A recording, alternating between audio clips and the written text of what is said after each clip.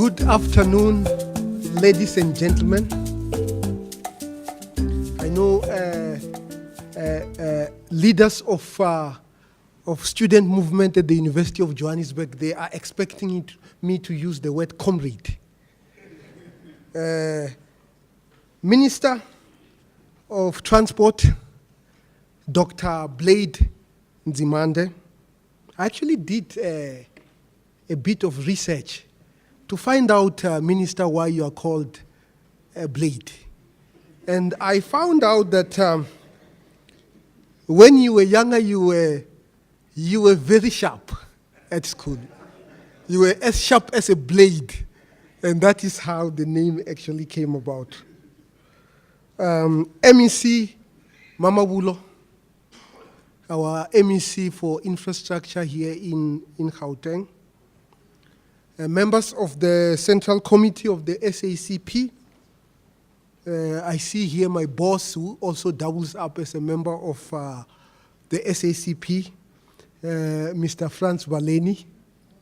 I saw him dancing. When he is at it at council meetings, he does not have any inkling of being a dancer. And professors from the University of Johannesburg, leadership of the University of Johannesburg. We have Professor Parek here. We also have Dr. Vukuza. The DSG of the SACP, Mr. Mapaila. I saw also Professor Fiona Trejena, who is our distinguished SACP chair in industrial policy, and other people that I have not got to recognize by name. It is indeed a great pleasure for me to welcome you to the largest university in Johannesburg. With 50,000 students, there is no question about it. We're actually doing the numbers, and we came to the conclusion, not the conclusion, the realization that we graduate more students than any other university in South Africa. I think you can give us a round of applause.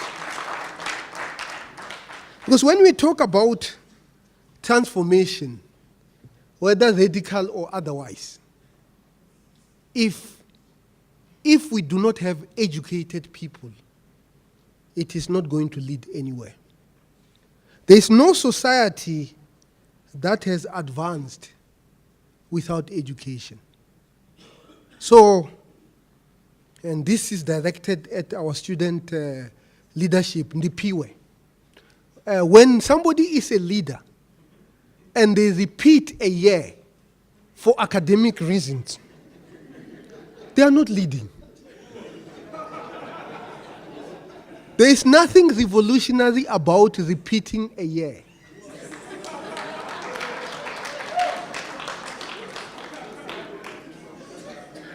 So, if there are any academic issues, assistance that you require, maybe if you want me to advise you how many hours you should spend in the library, please, I will be there to assist you.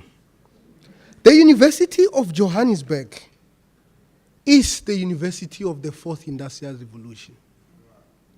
The reason why we chose to be the university of the fourth industrial revolution is because we realized that we have been spectators in all forms of industrialization. The third industrial revolution that gave us the integrated circuit of transistors has not taken hold in South Africa. 70 years after the discovery of a transistor, we still do not have a single company in South Africa that manufactures transistors. This has to change. And it will not change unless we take the issue of knowledge, knowledge generation, knowledge creation, understanding the technologies that are around us very, very seriously. So the University of Johannesburg is really about scholarship. And when we were deciding how do we integrate what has happened historically in South Africa with what we do in South Africa at the University of Johannesburg, we came up with the name Moses Kotane. Moses Kotane was the longest General Secretary of the SACP. Dr. Nzimande is the second longest. He was also a treasurer of the ANC. This is the person who was a bridge between the ANC and the Soviet bloc that was very instrumental in supporting our struggle. Without leaders like Moses Kotane, South Africa probably would not have received the kind of support that it received from the Soviet Union. And I think it is actually quite fitting that the University of Johannesburg, which is a university that is serious about the modernization of our society, should actually be the first one to do a Moses Kotane lecture.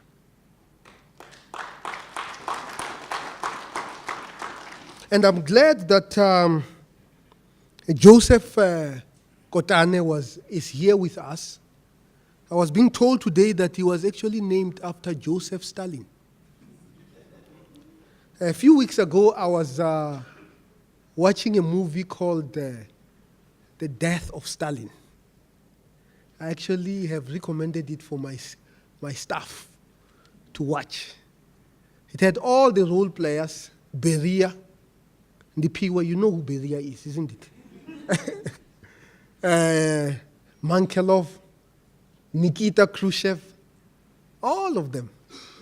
And it actually tells you a very important moment in history that happened at that time.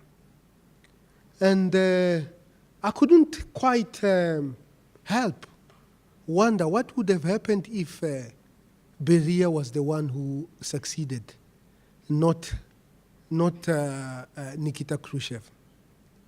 So it is really this engaging ideas, doing what in philosophy they call counterfactuals. What if? What if we have done this? Because that is how we can be able to generate the society that we want.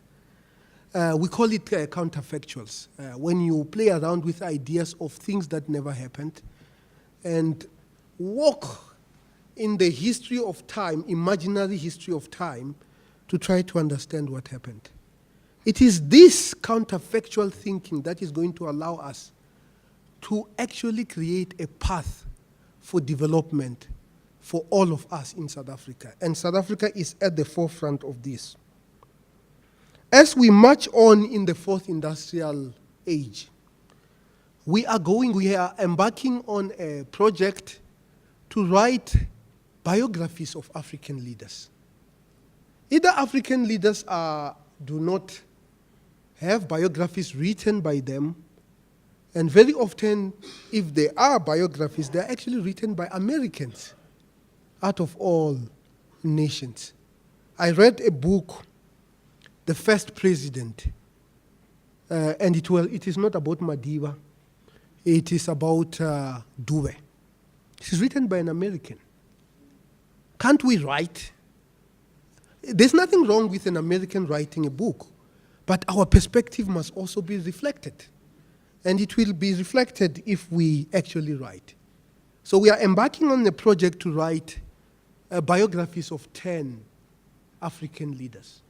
We have appointed Dr. Nqulunga. If you could just stand so that you could be acknowledged. He was a mouthpiece of the former president. He is going to be the mouthpiece for the heroes and leaders who have gone before us. He leads by example.